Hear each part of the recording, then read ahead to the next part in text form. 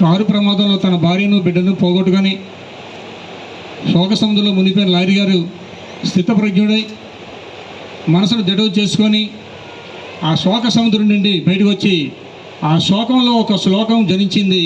అదే కల్గొట్ల సిగ్నాశ్రీ ఫౌండేషన్ ఆవిర్భావం. ఈ ఫౌండేషన్ స్థాపించిన నేటి నుండి నాటి వరకు అనేక సేవా కార్యక్రమాలు నిర్విరామంగా నిరంతరంగా చేస్తూనే ఉన్నారు.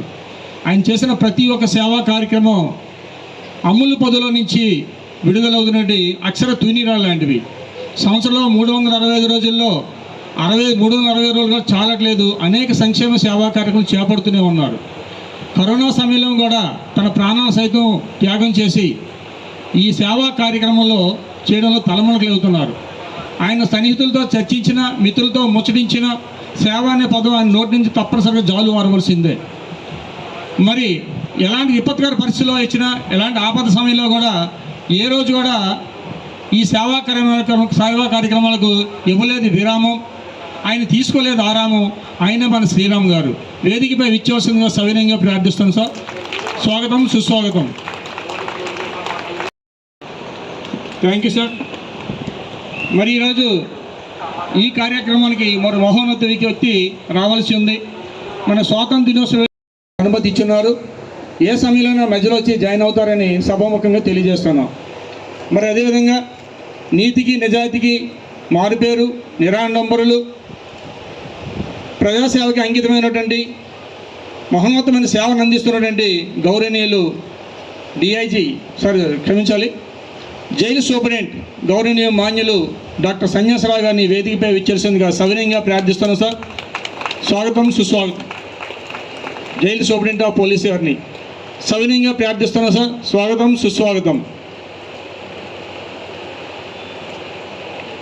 మరి సైన్యంలో ఒక మహోన్నత అధికారిగా ఉండు రాష్ట్రపతి జ్ఞాని జైలు సింగ్ చేత అత్యున్నత పురస్కారం పొంది ప్రజాసేవకి అంకితమైనటువంటి నిష్కలంక దేశభక్తుడు ఆయన.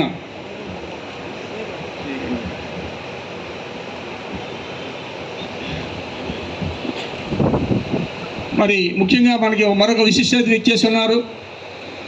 ప్రజల ప్రాణాలను, వారి ఆస్తులను కాపాడంలో తన జీవితమే ధ్యేయంగా భావించి వృత్తిని ఒక ఛాలెంజ్గా తీసుకొని ఫ్రెండ్లీ పోలీసింగ్ ఆఫీసర్గా ఇటు ప్రజల్లోనూ అటు ప్రభుత్వంలోనూ ఒక తన ప్రత్యేకతను సంతరించుకున్నటువంటి గౌరవనీయులు మన Bheemili inspector of police Ramesh గారిని వేదికపై విచ్చేసిందిగా సవినయంగా ప్రార్థిస్తున్నాం సార్. స్వాగతం, సుస్వాగతం.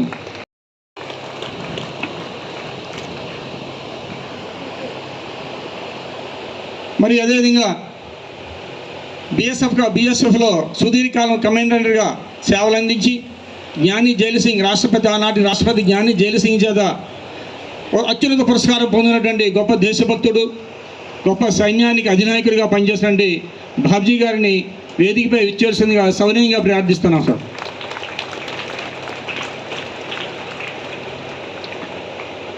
ఆర్ఆర్ ఇంజనీరింగ్ డైరెక్టర్ శ్రీనివాస్ గారిని వేదికపై విచ్చేసిందిగా సవినయంగా ప్రార్థిస్తున్నాను. ఈరోజు సజ్ఞశ్రీ జన్మదినోత్సవాన్ని ఒక మహోన్నత కార్యంతో సమ్మిళితం చేసి, అంటే మా ఫౌండేషన్ చైర్మన్ శ్రీరామ్ గారు చేసే ప్రతి వచ్చున్నారు. ఆయన పిల్లలకు ఓనామాలు నేర్పడంతో పాటు వాళ్ళు ఉన్నత పౌరులుగా తీర్చిదిద్దడం మరియు పత్రికా రంగంలో అడుగుపెట్టి విశిష్టమైనటువంటి కథలు రచిస్తూ తేడా తెలుగు పదాలతో చిక్కని జానపదాలతో సొగసైన వాక్యాలతో కథలు, కవితలు రచించి భీమిలి ప్రాశస్త్యాన్ని గ్రంథస్థం చేయాలని, భావితరాలకు ఒక దిక్సూచి కావాలని ఒక దృఢ సంకల్పంతో ఒక పుస్తకం రచిస్తున్నారు. అలాంటి వారందరినీ గుర్తించి ప్రతిభ గల వారికి పట్టం కట్టాలని లాయర్ శ్రీరామ్ గారు దృఢ నిశ్చయంతో ఉండి సంకల్పితంతో ఆయన్ని ఈరోజు ఈ కార్యక్రమాన్ని ఆహ్వానించడం, ఆ పుస్తకాన్ని ఆవిష్కరించడం జరుగుతుంది. మరి మనందరికీ ఈనాడు వర్మగా పరిచయమైనటువంటి శ్రీ గౌరవనీయులు రాజేంద్ర ప్రసాద్ వర్మ గారిని వేదికపై విచ్చేసిందిగా సవినయంగా ప్రార్థిస్తున్నాం సార్. వర్మ గారికి స్వాగతం, సుస్వాగతం.